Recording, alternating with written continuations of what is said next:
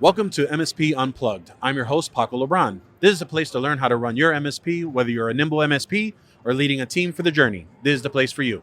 I'd like to introduce, for the first time on the podcast, a very great colleague of mine, co-founder of Summit Holdings, Chief Revenue Officer, and also, also all around on MSP-as-a-Service, which is what just came out to the channel not too long ago. Who am I referring to? I'm referring to Michael Amiri, and I appreciate you coming on the show here, Mike. Thanks, Paco. It's been too long. I know I've been trying to get this together for a while, but great to be here. Glad to have it on. Yep, it's been an opportunity for us. I know we were trying to figure it out, but I'm glad we had the opportunity now to be able to have that going. A word that has been used very regularly by the other co-founder, Mr. Juan Fernandez, over here at Summit, and all the dealings that we have gone on this side. But Mike, for those that are listening that may not know you, why don't you talk a little bit about kind of your origin story, how you came into the channel, and also what found you over at Summit? Sure. Michael Amiri, Chief Revenue Officer over at Summit Holdings, and I've had an interesting journey around the channel for the last 20 plus years, seen it done from a number of different angles. And always thought that if there was a crazy enough opportunity for us to do something for the channel that could be a little bit disruptive, but also beneficial to the channel, not only from a service delivery perspective, but also from a financial perspective, because most of the ideas or plans or vendors or ideas always seem to be one or the other. And we really thought we had a handle on something to do both. And I know that's a challenge for most of the MSP channel, to how do I operationally efficiently run this organization, but also be mindful and just a little bit selfish enough about myself and my leadership team to make sure we're running it the right way for the right kind of profit. So Juan and I, had a couple crazy ideas we wanted to put together. Hence Summit Holdings kind of was the birthing of a couple of those ideas. And as you mentioned, MSP Service is not so much of a company, but more of a concept that we've put together that aggregates some companies together that we think can really change the channel for the betterment of the channel, but most importantly, leverage some tools, some experience, some operational efficiencies, and some benchmarks and some blueprints to succeed here based upon a little bit of our experiences, but mostly just learning and listening from the channel itself about what are the struggles, what could help us do things a little bit better here or there, how can we squeeze out an extra 4 to 5 points of margin here or there. And so MSP-as-a-Service is just an aggregate of some of those ideas that we've had, and we've seen things done well, maybe some things done some poorly. Maybe it's been some gaps in some vendor relationships, or just not the right kind of partnerships that helps our community succeed, both, once again, operationally and financially. So MSP-as-a-Service, once again, is a concept of an aggregate of some of those ideas, some of the things that we've seen done well, some done poorly. And once again, we hope it, and we'll dive in, of course, a little deeper, I'm sure, about what it truly means and what we're trying to accomplish here. But really, it's a concept of some existing things, some existing tools, some existing policies, and ways to get things done to help the channel succeed, once again, both operationally and financially. Your security stack is a patchwork of disconnected tools. Coro is different. It replaces that complexity with one unified platform, shared visibility across your environment, and one policy layer. That's the difference. Yep. No, absolutely. And so, a little bit about, and Mike's back. So I actually met Mike probably back, I want to say it was at least 4 or 5 years ago when we first approached the opportunity of possibly selling Prodigy Sex at the time. And that was a very different time, very different maturity level of my MSP at the time. And that was where I got the opportunity to meet you through Juan. We had a great couple virtual calls, and then some time had passed. And then finally, as you mentioned, these crazy ideas that came together. And so obviously this past June, with the announcement of, or actually it was announced later on, but with the creation of Summit, you and Juan joining forces, being able to provide the opportunities to myself, Chris Cool over at Cool Technology Group under the MSP Owners Group umbrella, and really just driving a lot of that change. And so, for those that are listening, like, your background has been in a lot in this space. You've been in this space for a long time. You've talked to a lot of MSPs. And so really when it came down to these offerings that we're offering on the side, Juan often would say is, they would see him carrying lumber thinking that he was going to build a house. and he was actually building a bridge. And so when the announcement of MSP as a service came around, shocked quite a few people. I think it was something different. A lot of people have been leaning into the technology side of the house. Hey, how do I reduce cost? How do I ensure that, do I take care of my overhead in regards to employees and payroll and things of that nature? And for us, we kind of did the flip of the script and actually not only embrace technology, but with the human touch and being able to provide that when we had announced the acquisition of NocDoc, and then now as this service that we provide as MSP as a service. And I say we for disclaimer, obviously, as everyone knows who's been listening, I am CEO of MSP Owners Group. NocDoc is a sister company of the Summit Holdings brands, and a sister company to ours, which is under the Summit Holdings brand, I should say, to clarify. And that is really the power, the key core that helps run and the inside of the MSP as a service. But before we go into the actual item of MSP as a service, Mike, can you help us, because again, with your experience and kind of where you've come from, and maybe even discussing a little bit of leveraging from your past, help us understand MSP as a service, right? And more importantly, can you walk us through MSP as a service actually means in practice? Because, for those that are listening, right, they're sub $3 million MSPs, less than employees. This may be attractive to them if they come through, but MSP as a service as a whole, as a program and operating system, what does that mean to you? What are we trying to kind of explain that to the system and to the channel as a whole? Sure. So bear with me here as I take you down a little bit of memory lane of some of my background of how I think we got here. But so I cut my teeth in the industry with Zenith Infotech, which actually turned into Continuum. And Continuum really came at the whole MSP delivery model to the end client from a labor first model. And that really struck me because I always thought it was always the technology and the wizardry behind the scenes that helped the humans deliver great services. And yes, that is true. But as it relates to when you strip down the average P&L of an average MSP, the majority of the costs that goes out the door to deliver those great promises on those SLAs is heavily labors. Up to 60 to 70% of all the cost to deliver on those important SLAs, the cost of delivering those services, like I said, is close to 60, 70%. So we felt the perfect complement of how an MSP properly leverages their own labor, but also quite possibly intermixing in outsourcing and labor forces outside of those four walls, whether it is in a managed relationship or outsourcing simple people, maybe for project work or important times, or maybe summer times when there's a high influx if you're maybe near a maybe hospitality industry or geography or verticality. But I always felt like that was the very important focus that got lost sometimes because we always just assumed, hey, let's go hire folks, let's go bolt on some tools, and let's go out there and service some great customers. But when you really strip it down, what are some of the makeups of some of the most successful organizations? And I always felt like they had the perfect complement of that labor stack and that labor arbitrage argument settled behind the scenes, because once again, it can impact the majority of the outflow of delivering those services. So MSP as a service really is just an aggregation of just that. Not only the labor force behind the scenes with NocDoc as of course part of the Summit Holdings family that you're well aware of, as well as part of your ecosystem and how you succeed in your business today in the Chicagoland area, Paco, but from that NocDoc perspective of white labeled knock, SOC, and help desk, that is the forefront for how we go deliver great services to those customers, all under a white labeled fashion. But I know that a lot of the community might even have a little bit of outsourcing fatigue. You've had some good, maybe some bad experiences. Yeah, so not to say that this is a unique concept or a unique model, but I think it is a unique way to bring all these things together. So a labor first model with ITIL alignment, CIS controls, that sort of thing, so we can ensure customer satisfaction and quality first from that perspective, so we can feel confident about leveraging and perfectly complementing our own labor and some partner labor to make sure we can, A, effectively support our customers in the right way, but also scale an organization appropriately so I can go sell and grow my business even outside of what was normally thought possible with my fixed capacity to deliver services.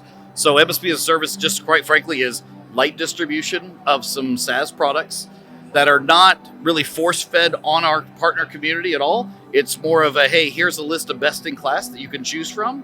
And also the flexibility of MSP-as-a-Service. You can either choose from our partners of SaaS vendors, or you can also bring your own stack. If you're very comfortable with your own relationships, maybe you've got some great relationships within the industry where you're getting some great volume discounts, you've got some great MDF relationships with those SaaS partners, by all means, we're not here to rock your apple cart. We're just trying to make your apple cart a little bit slicker and a little bit more profitable by allowing you to have more options to your stack, but also, most importantly, leveraging some resources outside of your four walls. So you're making sure, once again, you're delivering great quality, but also being mindful of that P&L on the side from a labor perspective. And as I mentioned, when you can impact 60 to 70% of that outflow with the right kind of partnerships, we're trying to make sure that we're helping the channel, once again, be profitable and really, really operationally efficiently, but also making sure you can go scale your business appropriately based upon your requirements and your demands within your community. Yeah, and it's amazing. And you said something that when you mentioned, obviously we have different protocols. We have the ITIL alignment, ITIL practices with the CIS alignment. And for those that have listened to my journey, have heard my journey on the pitfalls and woes that I've had with outsourcing that portion of service deliverability. And to a point where we, as you heard, Mike specifically said, we are here to help ensure that your end users are getting the best experience for service deliverability. Whereas I'll even throw this under the bus, the previous outsourced company that we had, when I had brought up on some pains and things of that nature and some difficulties that our clients were running through, the statement that was received, and I have in writing, that says, no, not only did we say that you were not going to lose clients, we would actually tell you that you are going to lose clients by adopting our service. So total different shift in the approach, right? And again, and I'm highlighting differences because, it's not truly just, a white label help desk or a white label service desk, which is where oftentimes they get hung up on. We have the ability to not only provide a service desk opportunity, but also managing the networks, being able to provide security operations center. And these are humans, eyes on glass, being able US based 24/7 or 8x5, depending on your workload. We prefer 24/7 because that is a key point to helping with that service. But by no means is this a pitch of MSP as a service. Is more of a highlighting of the difference of the two. And so to you, Mike, I'll ask, for someone that, as you mentioned, is trying to figure out how to adopt something or maybe of interest of some sort of MSP as a service, and they're kind of confused, right? Because, this is not something that you see into the channel nowadays. As you mentioned, light distribution, having the ability to have that labor included, having the road to profitability shortened and collapsed because you can go ahead and add labor, right? For an MSP of our audience, right, is this something that they can just add right into their workflow right away? Is there some maturity levels or items that we should probably educate themselves on first before adopting an outsource? Or maybe they're looking at outsourcing it for the first time to kind of drive through that change. Yep, great points. Yes, as I was mentioning before, it's really not, outsourcing is not unique. Going and having SaaS vendors is not unique. What we think is unique about MSP as a service, and what we really found that's gained a lot of traction from our MSP community, is that we're putting it all together, almost creating that old easy button, if you will, because if it's easy to aggregate it together, it's easy to explain it to a customer, and hopefully it's easy for them to give you a yes, that this is the right kind of provider for me as an end client. But absolutely, we have all sorts of shapes and sizes and flavors of managed services providers that come to us that are looking for a little bit of help. Whether you're a large organization and you don't want to build up your own SOC, but you've already built your own NOC or help desk, and you find great efficiencies there, but I don't want to build up a SOC, and also maybe I don't want to cover 24/7. Maybe we can just plug in there and we can resolve that pain for you.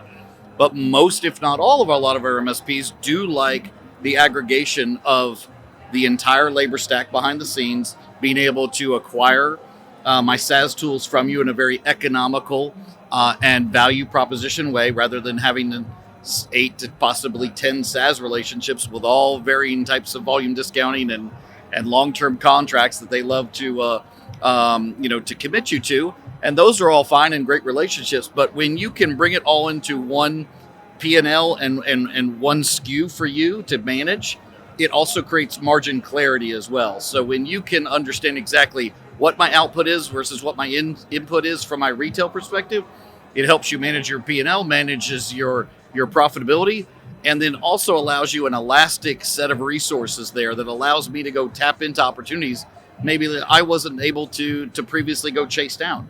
So we had a recent MSP in I think it was in the Minneapolis St. Paul area, and traditionally they weren't going after any organizations over 50 to 60 users, just because they knew that was their kind of perfect niche between 20 to 50 users, and that they could onboard that size environment within the next 2 to 3 weeks, which is always kind of your forecast to try to onboard a particular end client.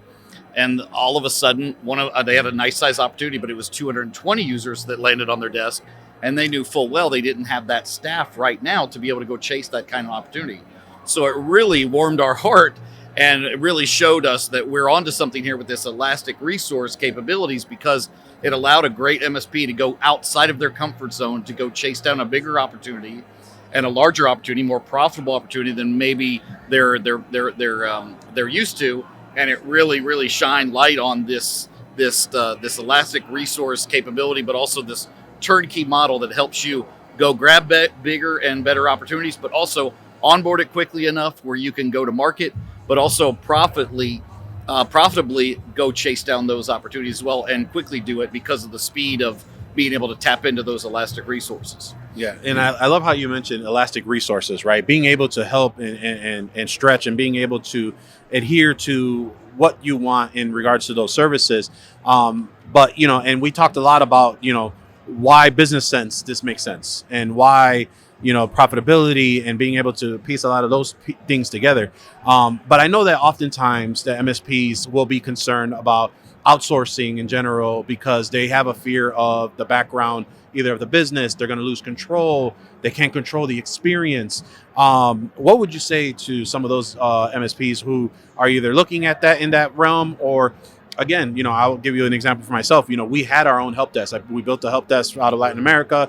Our lead technician was poached, and then others just didn't fell into swarm. And so we made the decision on, all right, we need to go ahead and outsource again.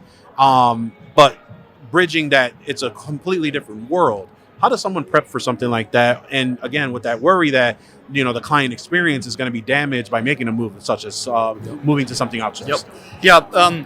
Once again, outsourcing is not a new thing. Been around for a good while, of course. Everybody has partners. There's no shame in having partners to help you deliver services. But I would caution you, because absolutely, you could have some varying opinions about outsourcing these days, based upon maybe a little bit of outsourcing fatigue. I mean, there's really two things I would just challenge anyone to do, just like you would with any potential partner, is A, ask around.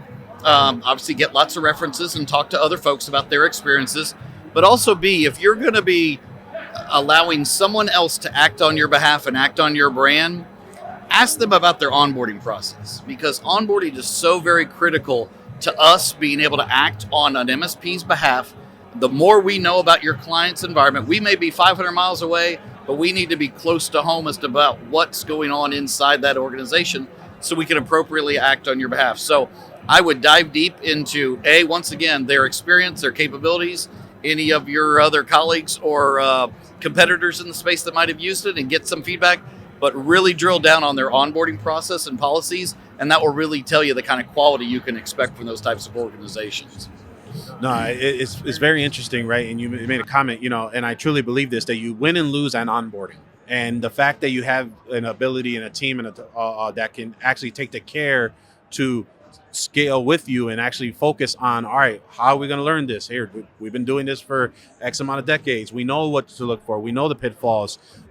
This is why we're successful. This is why we do the things that we do. Has always been interesting to me to see that level of care versus, all right, we got your information, we're throwing in the system, you're turned on day one, kind of go from there. But keying into day one activation, what does that really look like for a small MSP that wanted to augment something? Could you truly, for a 10-person shop, plug in MSP-as-a-Service and really start to scale revenue within the next 6 to 12 months? Absolutely. And I'll even back up a little bit even further before that day one of onboarding. I'll back you up 150 days before you even got a hold of that first prospect. We do co-selling at NockDocs, so we can help you close the deal and help you scope out an opportunity.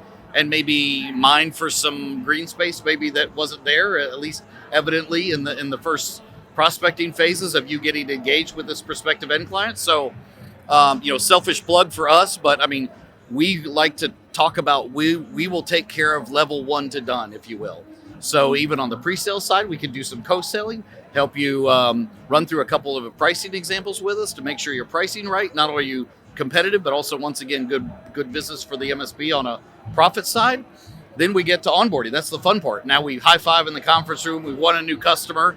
Now let's get to the hard work, as you mentioned, because that's when the work really starts once you win the deal, to go make sure you're delivering on great quality to the customer. So we map out a very methodical but also detailed onboarding process to make sure that everything is aware of.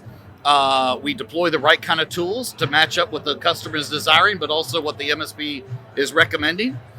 We onboard. We also will do a dual green light session, if you will. We'll make sure that both the end client and the MSP is on board to an onboarding date.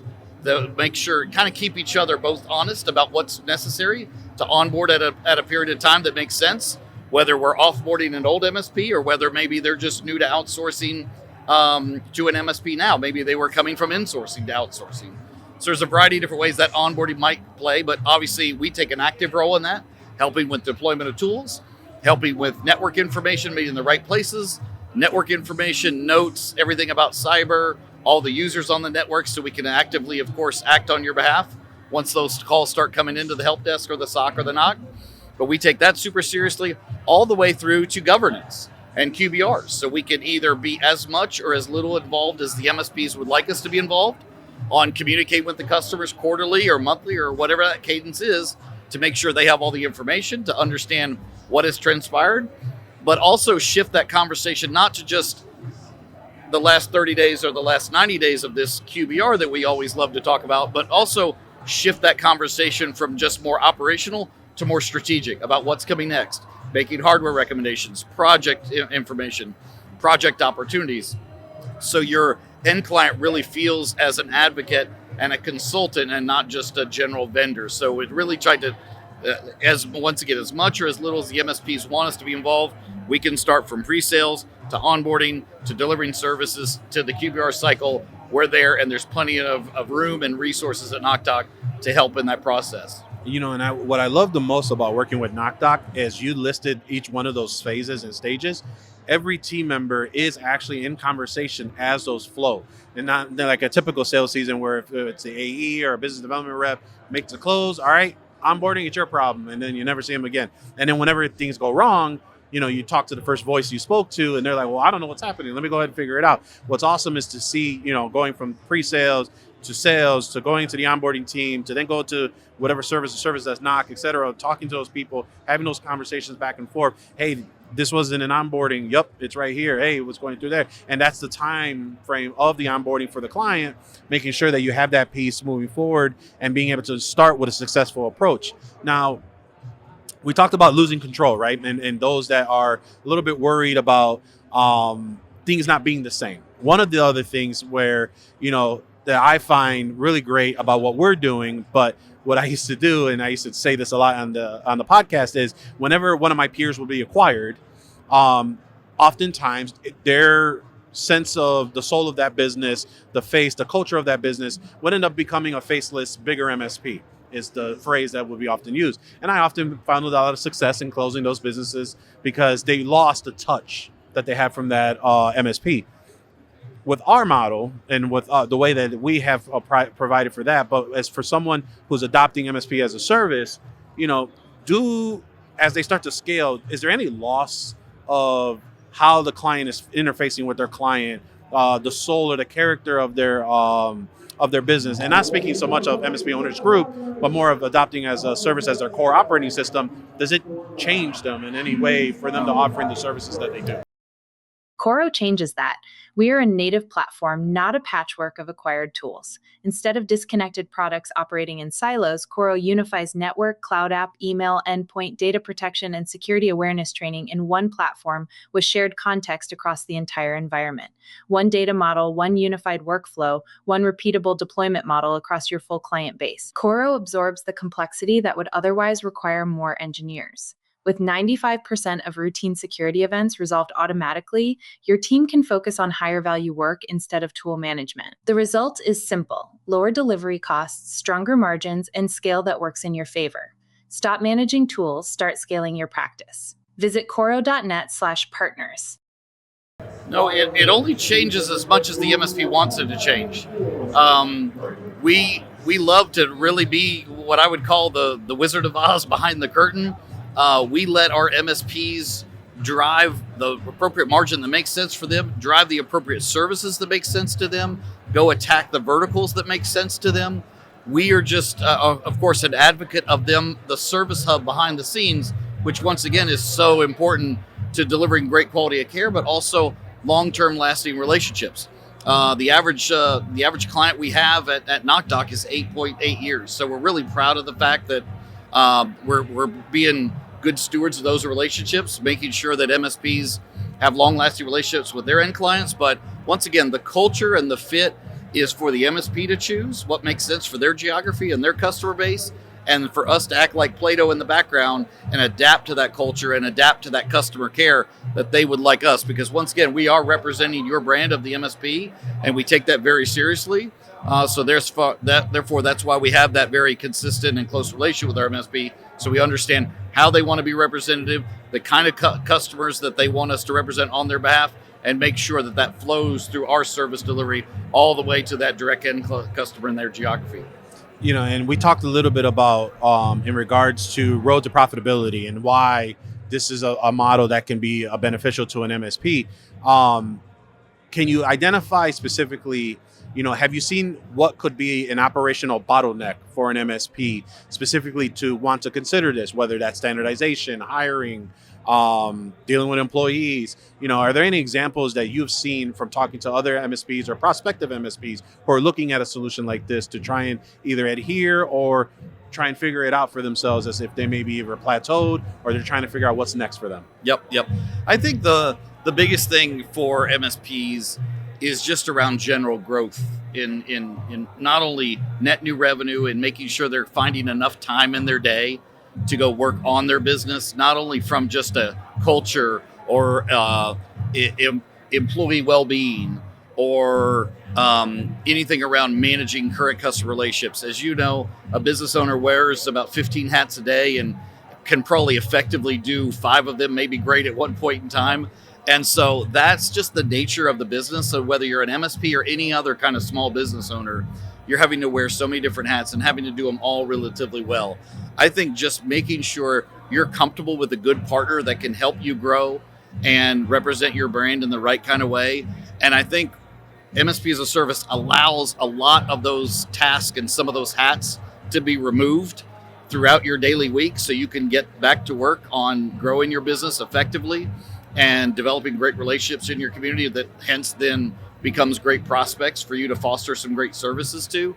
So absolutely, I think just trying to identify what out of your day that you could remove, if you could remove that with a great partnership in the background to allow you to get back to basics and being a true business owner and focusing on the things that you care about, which is your community, delivering great care, making sure your customers, your current customers are well happy, but also giving plenty enough time to also go scour the globe and your community for net new opportunities too, to make sure you're growing effectively as well. This episode is sponsored by DMello Media. Based in Chicago, we help podcasters and content creators elevate their productions with professional, on-site audio and video services. Whether you're local or on the road, partner with DMello Media for production solutions that ensure every project is captured with clarity, creativity, and professionalism. So I want to key on that because we mentioned about co-selling before, right? And obviously you serve as our chief revenue officer on Summit and in all of the business units as well. And so you've actually helped educate me on quite a few things as well. When it comes to co-selling, which is one of the things that either MSPs are terrible at or they think they're good about it, but someone just doesn't have the heart to tell them that they're probably leaving a lot of money or a lot of opportunities on the table because of a methodology that they have. Do you notice any type of theme or any type of trend that you've seen with smaller MSPs, or maybe even just MSPs in general, when it comes to sales? And which is why we do help with co-selling, to either coach them or to help them move a deal along. Yep. Yeah, I think having more people involved in a sales process only helps. Because oftentimes I think MSPs, sometimes, especially if it's an owner-led type of sales process, or maybe if you have one account manager that does a lot of the contact in the local community about your great services that you intend to provide, is they don't hear it from another perspective. So it's almost like if you were in a large room and hearing lots of other people talk about one specific topic. You're like, hey, I never heard it presented that way, or I really like the way that you presented that, and I never really would have thought it that way. So, if any kind of vendor you have in your marketplace offers co-selling, absolutely tap into it. I think it only benefits you into other areas and other ideas about how to present services in this fashion. But by all means, be the lead, communicator of your organization and your skill sets and your opportunities that you provide. But absolutely, I think tapping into resources outside your four walls, just like from a service delivery perspective on the pre-sale side, only can help. And once again, I think it fosters new ideas, new ways. And I think also the end client feels like it's a collaborative approach to how you're trying to identify what their pains might be, and how the MSP and the organization can resolve some of those operational pains by your IT service delivery models. And so, and I want to help dial that in a little bit deeper, right? Because I know a lot of people have a lot of MSPs that have vendors that offer co-selling. Some are better than others in regards to selling their widgets versus client, intake. Is there something that you have seen that can help an MSP navigate that, whether it's a widget selling, whatever, or cultivate everything that you have and seeing if it's going to truly help you with your sales program? Is there anything that that they should be asking, that you've seen, or even down to, is it focusing on one partner and working with them closely so that can drive that source of business and everything falls in place that you've seen when working with our partners or partners in the past? I think the biggest thing that I would just recommend or suggest would be to have a documented and dedicated sales process that you work through. From everything from trying to scope and find the right kind of prospect to even talk to that fits your model of what you can deliver quality upon, but also run through that process every single time and fine tune it over time. Of course, nothing is set in stone, but identify a great sales process that works for you, and then also repeat that every single time over, so you can make sure that you're identifying quality prospects. Because say you're a business owner, but you're also relying on maybe a sales team. You want to make sure that the pipeline is not just quantity, but it's also quality. So having an excellent vetting program that we make sure that the client is a match to that MSP, whether it's verticality or support or size or scope, making sure we're fishing in the right pond for the right kind of end clients that fit our model that we can support effectively, because we want to make sure we don't onboard a problem from day one. We want to onboard success from day one. So I think a repeatable process that you stick to every single time, that vets quality over quantity, and you run through that process every single time, so and you make sure that you've vetted the opportunity the right way, you've talked to all the right kind of stakeholders at the end client, make sure you know everything there is to know about the opportunity, so you can effectively feel at the end of the day, win, lose, or draw, we've gone through an effective process, we've thought of everything, we presented it in a way that fits our culture about how we like to speak to our community, and win, lose, or draw, we've done our part, we've done our process to make sure we've done our best to make sure we've optimized our opportunity to win that opportunity to serve that customer. No, that's awesome. In order to be able to design something, be able to implement something, you have to be educated to be able to know where to start. And so for me, books are a big piece of being able to do so.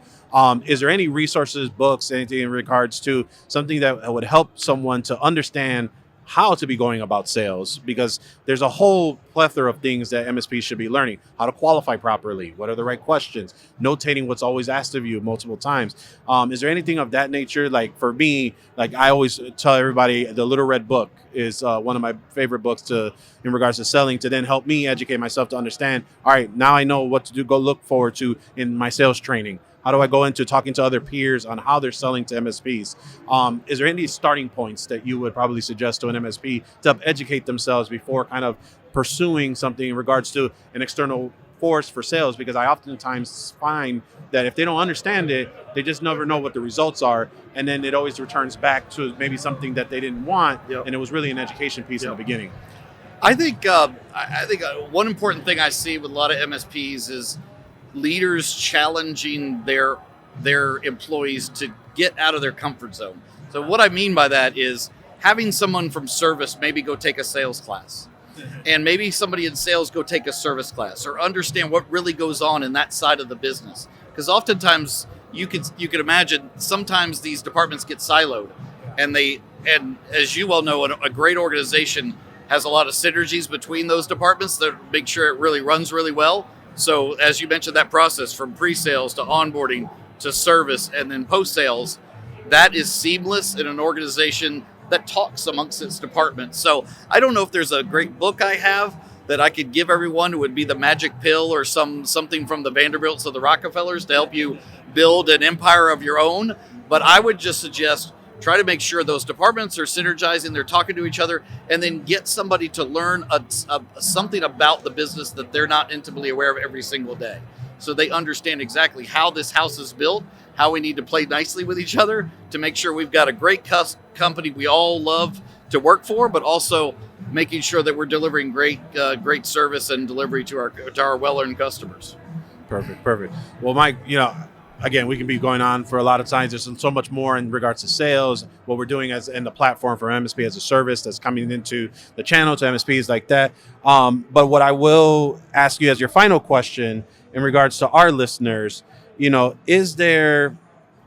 would you find, at least now, kind of looking ahead, might be the most exciting opportunity for lean MSPs right now, when even probably possibly leveraging MSP-as-a-Service? Yeah, so I think it's a great time for new MSPs, because MSP-as-a-Service really allows you an opportunity to on-ramp an MSP very quickly and very profitably. It's a great time for existing MSPs because there's a lot of noise around AI, and it only enhances that technology stack that end clients are constantly worried about. Is who's going to manage this important network for me? So I don't think it spotlights the demand for our MSP community to thrive there. And there always seems to be some disruption in the industry that I think AI is really bringing to the table, that focuses in on IT and how important it is to the average small to medium-sized business, and the overwhelming benefit that MSPs provide to them to help steward that important technology, and how it impacts their day-to-day lives. But yeah, there's great opportunity. We hope that a lot of your listeners here are succeeding with their current stack, or their current operational framework that they're utilizing. But if you would like to learn about an alternative, check us out. We're at www.MSP-AAS.com, so short for MSP-as-a-Service.